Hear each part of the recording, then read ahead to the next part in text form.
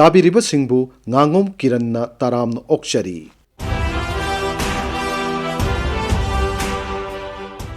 आकाशवाणी इम्फाल की इपाउ कांगबो मसुंग राज्य के आर्ट एंड कल्चर डिपार्टमेंट पुनः सिंजबा आजादी का अमृत महोत्सव क्विज प्रोग्राम की कुलुमदोइसुब एपिसोड की वाहंग हंगजरी।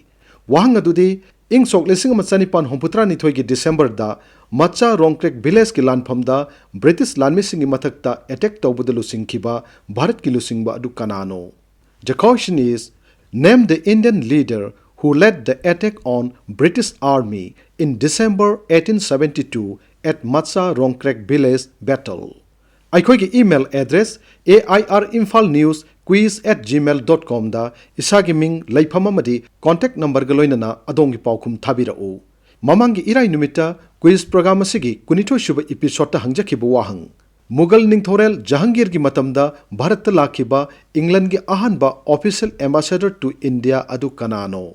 वहां असिग चुम्ब पाउखुमदी थॉमस रोनी हाइबसिनी।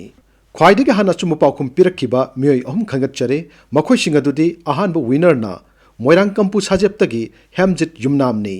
अꯩꯒꯤ ꯃꯤꯡ ꯍꯦꯝꯖꯤꯠ ꯌꯨꯝꯅꯥꯝ ꯀꯧꯏ ꯃꯣꯏꯔꯥꯡꯀꯝꯄꯨ ꯁꯥꯖꯤꯞꯇꯒꯤꯅꯤ ꯗꯤ ꯑꯦꯝ ꯀꯣꯂꯦꯖ ꯑꯣꯐ ꯁꯥꯏꯟꯁꯇ BSc ꯐꯤꯐ ꯁꯦꯃꯤꯁꯇꯔ ꯇꯝꯖꯔꯤ ꯑꯦꯌꯔ ꯏꯝꯐꯥꯜꯒꯤ ꯔꯤꯖꯅꯦꯜ ꯅ꯭ꯌꯨꯁ ꯌꯨꯅꯤꯠ ꯑꯃꯁꯨꯡ ꯃꯅꯤꯄꯨꯔꯒꯤ ꯑꯥꯔꯠ ꯑꯦꯟड ꯀꯜꯆꯔ ꯗꯤꯄꯥꯔꯠꯃꯦꯟꯅ ꯁꯤꯟꯕꯤꯔꯤꯕ ꯑꯖꯥꯗꯤ ꯀꯥ ꯑꯃ꯭ꯔꯤꯠ ꯃꯍꯣꯠꯁꯕ ꯀ꯭ꯋꯤꯖ ꯑꯁꯤ ꯑꯁꯨꯛꯀꯤ ꯃꯇꯤꯛ ꯅꯨꯡꯉꯥꯏꯖꯩ ꯑꯃꯁꯨꯡ ꯅꯣꯂꯦꯖ ꯃꯌꯥꯝ ꯑꯃ ꯑꯩꯈꯣꯏꯗ ꯇꯥꯟꯁꯤꯟꯕꯒꯤ ꯇꯥꯟꯖꯥ ꯑꯃ ꯄꯤꯕꯤꯔꯤ ꯃꯁꯤꯗ ꯃꯌꯥꯝ ꯄꯨꯝꯅꯃꯛ ꯁꯔꯨꯛ ꯌꯥꯕꯤꯌꯨ ꯍꯥꯏꯅ ꯍꯥꯏꯖꯔꯤ꯫ ꯑꯅꯤꯁꯨꯕ ꯋꯤꯅꯔꯅ ꯂꯨꯋꯥꯡꯁꯪꯃꯝ ꯑꯋꯥꯡ ꯂꯩꯀꯥꯏꯗꯒꯤ ꯗꯤꯀꯥꯅꯤ ꯃꯟꯗꯤꯡꯕꯝꯅꯤ꯫ ꯑꯍꯨꯝꯁꯨꯕ ꯋꯤꯅꯔꯅ Keishamthong Longjam ꯂꯩꯔꯛꯇꯒꯤ ꯔꯥꯖꯀꯨꯃꯥरी ꯗꯤꯄꯥꯂꯤनी। विनरसिंग congratulation पिजरी। लोइसिलक्पदा ngasi कुलहुमदोइसुब episode की क्विज की वाहंग अमुक हन निंगसिंगजरी।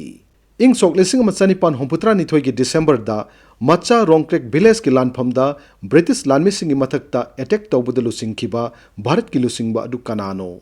The question is, name the Indian leader who led the attack on British Army in December 1872 at Matsa Rongkrek Village Battle.